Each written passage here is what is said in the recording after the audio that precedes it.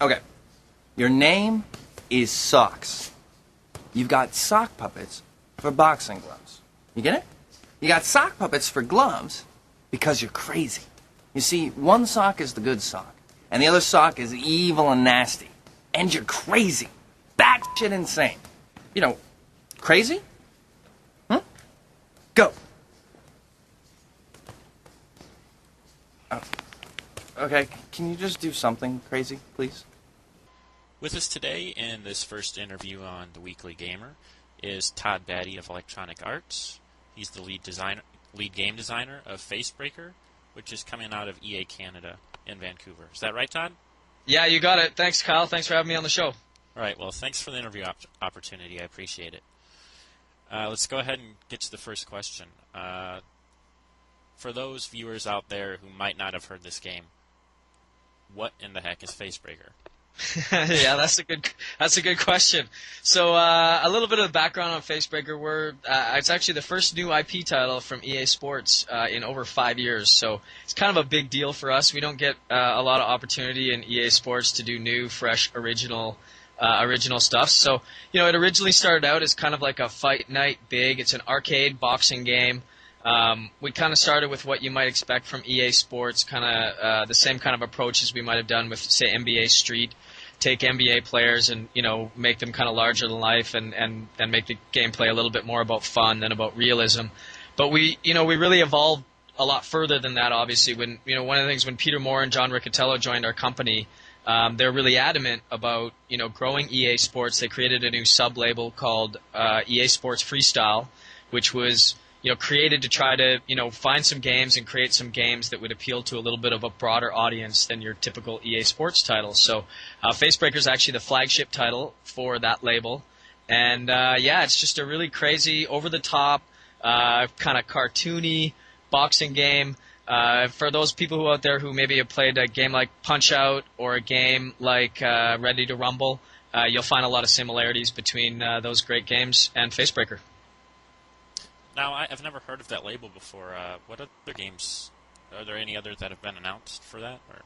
I don't think that we've announced anything else officially. I know we have a couple more in the works, but yeah, they're and it's not it's not going to be completely limited to the type of sports titles that you might think like football, hockey, soccer, basketball kind of thing. It's going to be a lot more casual titles. Some stuff on the Wii, some stuff on the DS. I can't speak to the actual games that are coming out, but there are going to be some more announced in the near future. All right, cool. Well, I'm just curious, is anyone from EA Chicago working on this game? Yeah, that's a good question. I guess when the EA Chicago studio closed down, a ton of the people from EA Chicago actually ended up over here at EA Canada. I mean, people went all over the company, and I know everybody was pretty well taken care of, and all the good people and the veterans over there ended up getting really solid homes. Actually, one of our key animators on the game, a guy named Lucky, came over from EA Chicago, and we've had some really talented engineers, designers, artists, all kinds of people come and join us on EAC when EA Chicago closed down. Each of the characters that I've seen in FaceBreaker so far seem to be pretty unique and over the top. As you already mentioned, it sort of reminds me of a 21st century Punch-Out. Would you like to comment on the different personalities and how their various styles affect gameplay? Yeah, sure. I mean, we were all over the board on character design. Actually, I was the lead designer on the game, but I actually can take absolutely no credit for the character design. They sort of grew from a combination of our art director, Greg Juby, and one of the designers, Trey Smith, who's now actually leading up our FaceBreaker Wii team, and a concept artist, a guy named Christian Bravery that we found in the UK. We went all over the board with the characters. One of the things we wanted to try to get away from, which is actually a really difficult thing, was getting away from sort of typical stereotypes. And creating, fairly, as original as possible characters.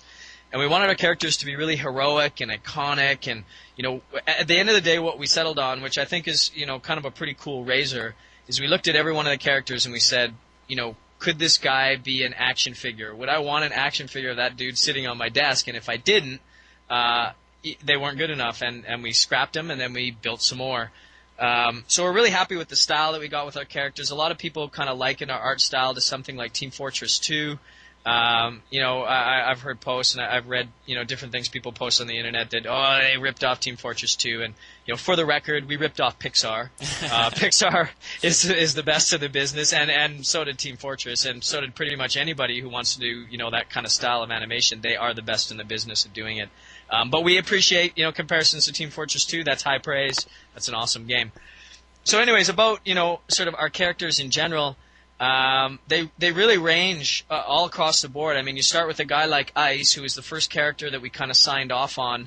He's the most sort of boxer-like character in our game. He's actually a bus driver. All our characters have backstories. When you play in the single-player mode, you'll learn a little bit more about the characters and sort of what drives them and what motivates them. But Ice is the most balanced, sort of overall balanced character in the game. Very serious type of character. But then they range, right next to Ice in the lineup is Romeo, who's really flamboyant. He's a Spanish matador, and in his own words, he makes love to you with his fists. He doesn't. It's not hate that's coursing through his veins; it's love. And he's a really flamboyant character, and he's usually voted the guy that people look at our lineup, and he's usually voted the guy that people most want to beat the crap out of. And really, with our characters, what we wanted to do was, create that kind of a ensemble cast where everybody could find a character that they could identify and go, that guy's cool, I want to fight as that guy. But people could also find characters that they go, you know what, I hate that guy, I'd really like to beat the crap out of him. Because at the end of the day, in a fighting game, you got to be pretty motivated to want to beat people up, which is what sort of led us to putting some celebrities in the game and using photo game face so you could put your buddy's head in the game and beat the crap out of him. And yeah, our characters are really varied. They all have a unique fighting style, and when you play against them in the single-player mode, it's really modeled after kind of a homage to Punch-Out. You mentioned Punch-Out, and it's been 20 years since Punch-Out first came out, and we were pretty excited about the opportunity to kind of give young gamers of today who might not have had a chance to play that great game or that great franchise a chance to sort of relive that, but doing it in all the glory of your great next-gen visuals and controller responsiveness and whatnot. Right. So we kind of modeled our single-player mode after Punch-Out, where every character sort of presents a puzzle. And they've all got a weakness, and it takes a little while. You're going to get your ass kicked a bunch of times by the same character, but there's a rematch system. We pop up hints eventually, and sort of once you solve that character, it's about pattern recognition and puzzle solving. And once you solve that character and figure out a way to beat him, it's really rewarding. And then you move on to the next guy, and you sort of work your way up and down the ladder depending on how you're doing it. It's a lot of fun. Well, I know from experience with our community that there's been a real yearning for a game like this, something that could relive the greatness that was Punch-Out, and it sounds like you guys did a pretty good job with that. Well, thanks. One more comment about that is, one of the coolest things, one of the things that, for gamers who played those games and appreciate them, and one of the things that we kind of stuck up on the wall where we said, how great would it have been to play Punch-Out, and when you beat, let's say, I don't know, Sandman or Bald Bull or Macho Man, when you beat one of those guys, that you could then take control of that character, and you could use that character, and you could fight multiplayer against your friends, or you could use that character to then go back and fight against Piston Honda and Mike Tyson and the whole lineup of the Punch-Out crew, using those characters and using their special move or their special ability that they used against you when you were trying to figure out how to beat them. And that's one of the coolest things, I think, in FaceBreaker is it's not really just a single-player experience. There is that single-player mode where you can go through, but where the magic of this game is really going to lie is in unlocking all those characters and then actually being able to fight as those characters and playing multiplayer either online or against your friends. Should be really good. Very cool. So when are we going to be seeing FaceBreaker hit retail shelves? So we ship out on September 3rd, which means that we officially say the street date is September 5th. You might be able to get it a day or two early because it will be in the trucks and on the way to stores on September 3rd. But absolute guarantee by September 5th you can go to your local video game store and it will be there. Well, good luck with the launch, and thanks for taking the time to talk with us. Yeah, Kyle, I really appreciate you having me on the show, and thank you very much. Thank you.